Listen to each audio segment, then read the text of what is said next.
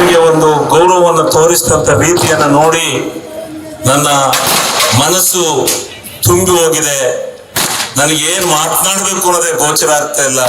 ಇಷ್ಟೊಂದು ಅಭಿಮಾನದಿಂದ, ಇಷ್ಟೊಂದು ಸಂತೋಷದಿಂದ ನಿಮ್ಮ ಸಡಗರ ಸಂಭ್ರಮ ಅಭಿಮಾನವನ್ನ ನೋಡಿದ್ರೆ ನನಗೆ ಬಹಳ ಹೆಮ್ಮೆ ಆಗುತ್ತೆ ಅಂತಕ್ಕಂಥ ಮಾತನ್ನ ಈ ಸಂದರ್ಭದಲ್ಲಿ ಹೇಳಿ, ಇವತ್ತು ಸುಮಾರು 80 ವರ್ಷದ ಹಾಸನ ಜಿಲ್ಲೆಯ ರಾಜಕಾರಣದ ಇತಿಹಾಸದಲ್ಲಿ ಬಹುಶಃ ಅರಸೀಕೆರೆಯಲ್ಲಿ ಒಂದು ಕೊರಗಿತ್ತು. ಅರಸೀಕೆರೆ ವಿಧಾನಸಭಾ ಕ್ಷೇತ್ರದಲ್ಲಿ ಸಚಿವರಾಗಲಿಲ್ಲ ಅಂತಕ್ಕಂಥ ಕೊರಗೇನಿತ್ತು, ಅದನ್ನ ನಿವಾರಣೆ ಮಾಡ್ತಕ್ಕಂಥ ದೃಷ್ಟಿನಲ್ಲಿ ನೀವು ಕಾರಣಕರ್ತರಾಗಿದ್ದೀರಿ.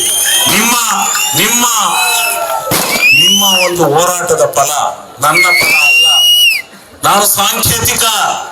ನೀವು ಸತತವಾಗಿ 4 ಬಾರಿ ನನ್ನನ್ನು ಶಾಸಕನನ್ನಾಗಿ ಮಾಡದೇ ಇದ್ದರೆ ನಾನು ಈ ಸಚಿವ ಪದವಿಯನ್ನ ಇವತ್ತು ಪಡೆಯಲಿಕ್ಕೆ ಸಾಧ್ಯ ಆಗ್ತಾ ಇರಲಿಲ್ಲ.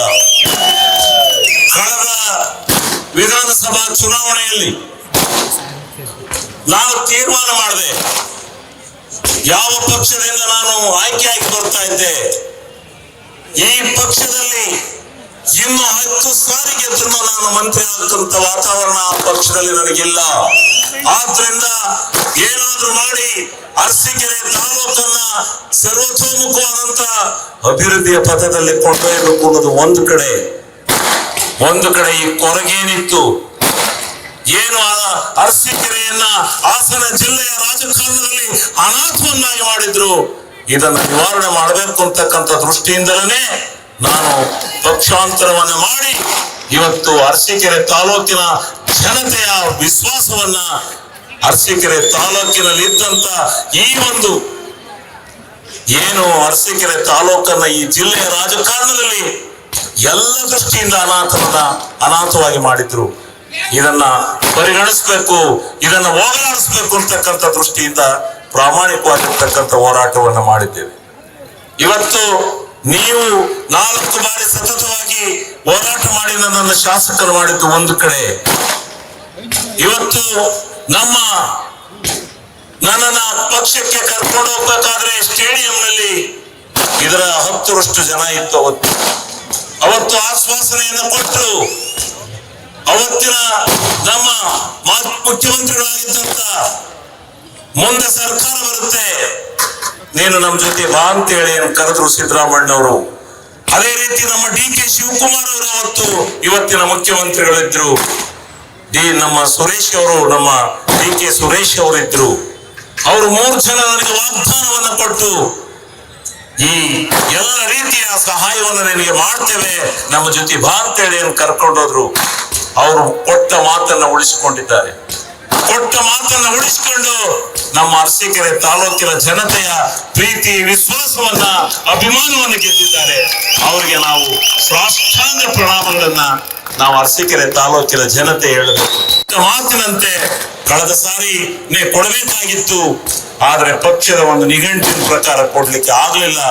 ಈ ಸಾರಿ ನನಗೆ ನಿಮ್ಮೆಲ್ಲರ ಆಶೀರ್ವಾದ ಬಲದಿಂದ ಮಂತ್ರಿ ಸ್ಥಾನವನ್ನು ಕೊಟ್ಟಿದ್ದಾರೆ.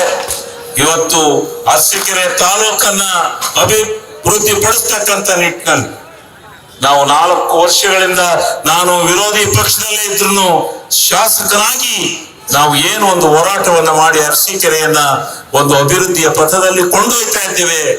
ಇದಕ್ಕೆ ಇನ್ನೂ ಹೆಚ್ಚಿನ ಬಲ ಬಂದಿದೆ. ಇದಕ್ಕೆ ಸಾಕ್ಷೀಭೂತವಾಗಿ ಈ ಅರಸೀಕೆರೆಯನ್ನ ಎಲ್ಲ ಇಡೀ ಜಿಲ್ಲೆಯಲ್ಲಿ ಪ್ರಥಮ ಸ್ಥಾನಕ್ಕೆ ಕೊಂಡೊಯ್ತಕ್ಕಂಥ ಪ್ರಾಮಾಣಿಕವಾಗಿರ್ತಕ್ಕಂಥ ಪ್ರಯತ್ನವನ್ನ ನಿಮ್ಮೆಲ್ಲರ ಆಶೀರ್ವಾದ ಬಲದಿಂದ ಮಾಡ್ತೇನೆ ಅಂತಕ್ಕಂಥ ಮಾತನ್ನು ಹೇಳಿ, ಏನು ನಮ್ಮೆಲ್ಲ ನಾಯಕರುಗಳು ಇವತ್ತು ನಾನಿದ್ದಾಗ ಸ್ವಲ್ಪ ಫಂಕ್ಷನ್ಗಳನ್ನ ಮಾಡ್ತಾ ಇದ್ದೆ, ಆದ್ರೆ ನಮ್ಮ ಮುಖಂಡರುಗಳು, ನಮ್ಮ ಅಭಿಮಾನಿಗಳು ನೀವೆಲ್ಲ ಸೇರಿ ಏನು ಅಭಿಮಾನದಿಂದ ಈ ಒಂದು ಕೆಲಸವನ್ನ ಮಾಡಿದ್ದೀರಿ.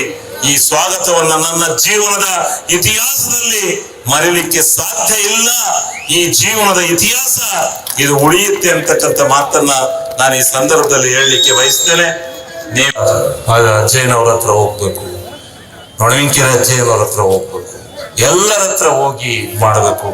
ನಾಳೆ ನಮ್ಮ ಆದಿಚುಂಚನಗಿರಿ ಮಠಾಧೀಶರು ಕೇರಳಕ್ಕೆ ಹೋಗಿದ್ದಾರೆ, ನಾಳೆ ಬರ್ತಾರೆ.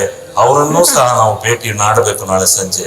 ಈ ರೀತಿ ಏನು ನಾವು ಒಂದು ಸಂಪ್ರದಾಯವನ್ನ ನಾವು ಮಾಡ್ಕೊಂಡು ಬಂದಿದ್ದೇವೆ, ಯಾವ ಜಾತ್ಯತೀತ ನಾಯಕತ್ವದ ಅಡಿನಲ್ಲಿ ಅರಸೀಕೆರೆಯನ್ನ ಕಟ್ಟಿದ್ದೇವೆ, ಅದರ ಭದ್ರ ಬುನಾದಿಯನ್ನ ಇದೇ ರೀತಿ ಮುಂದುವರಿಸಿಕೊಂಡು ಹೋಗೋಣ ಅಂತಕ್ಕಂಥ ಮಾತನ್ನು ಹೇಳಿ, ಅದರ ಜೊತೆಗೆ ನಾನು ಸಚಿವನ ಆ ದಿವಸನೇ ಮುಖ್ಯಮಂತ್ರಿಗಳು ಹೇಳಿದ್ರು, ಬರ ಬಂದಿದೆ, ಅಧ್ಯಯನ ಮಾಡಿ ವರದಿಯನ್ನ ಕೊಡಿ ಅಂತೇಳಿ.